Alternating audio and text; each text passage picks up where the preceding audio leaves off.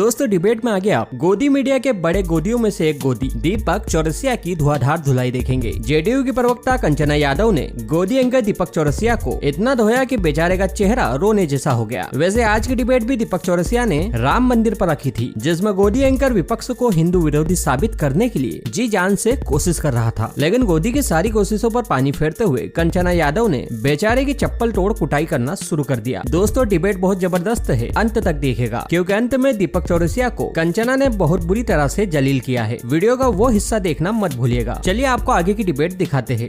सपना आया है तेज प्रताप जी को कि भगवान राम उस दिन 22 तारीख को नहीं आएंगे। अच्छा कंचना यादव जी, ये तेज प्रताप जी और 4 शंकराचार्य को ये सपना क्यों आया है? मैं थोड़ा जानना चाहता हूँ, सपने कैसे देखे जाते हैं इसकी। आप तो जेएनयू में पढ़ती हैं, इतनी पढ़ी लिखी है, बताइए ना इसकी कुछ अवधारणा हो कि तेज प्रताप जी को भगवान राम कैसे सपने में आते हैं। कोई साधना करनी होती है इसके लिए, मैं भी करूं कि भगवान राम मुझे भी कभी सपने में दिख जाए। अब तू गया बेटा, अब तू गया, देख तेरी औकात मैं दिखाता हूं तुझे। दीपक जी मैं 1 मिनट चाहूंगी इसके लिए होगा।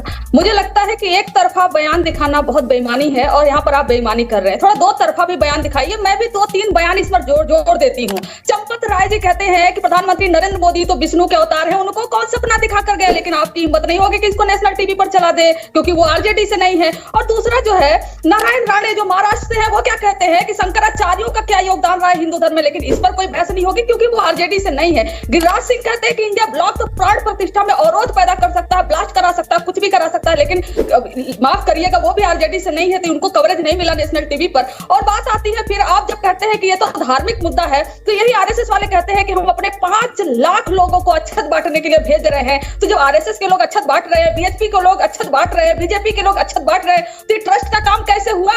ये धार्मिक काम कैसे हुआ? ये तो पॉलिटिकल काम हो गया और एक पार्टी का काम हो गया, तो हम वहां पर क्यों जाए? और रही बात सपना आने की, तो ये कहां पर है कि जो है कॉपीराइट है, सपना सिर्फ बीजेपी को आ सकता है और किसी को नहीं आ सकता है। क्या राम पर, क्या सपने पर अभी क्या लाई डिटेक्शन टेस्ट करवाएंगे क्या तेज प्रताप जी कि हाँ सपने में आए थे भगवान राम जी? इनका ये कॉपीराइट नहीं है। अगर मान लीजिए 22 को राम जी आए भी तो आकर क्या देखेंगे राम जी कि अयोध्या, उसी अयोध्या में जब करोड़ों दीपक जलाए जाते हैं तो प्रेग्नेंट महिलाएं वहां से तेल निकाल कर ले जाती है। क्या यह देखेंगे? क्या वो देखेंगे कि 69,000 जो शिक्षक भर्ती है उस पर महिलाओं को लाठीचार्ज होता है, आईटीबीएचयू में गैंग रेप हो जाता है एक लड़की का? क्या भगवान राम ये देखने आएंगे?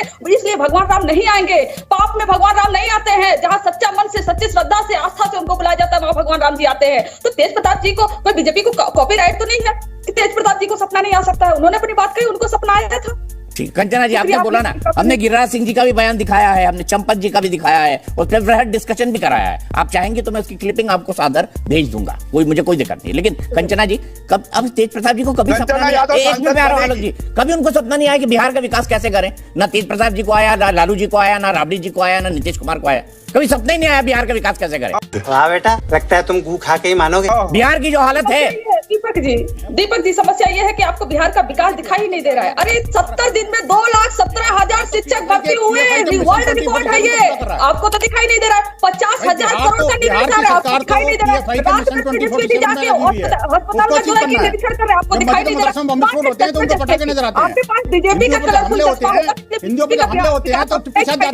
और यूपी का दिखाई देगा। कैसे कैसे लोग रहते हैं यार यहाँ पर।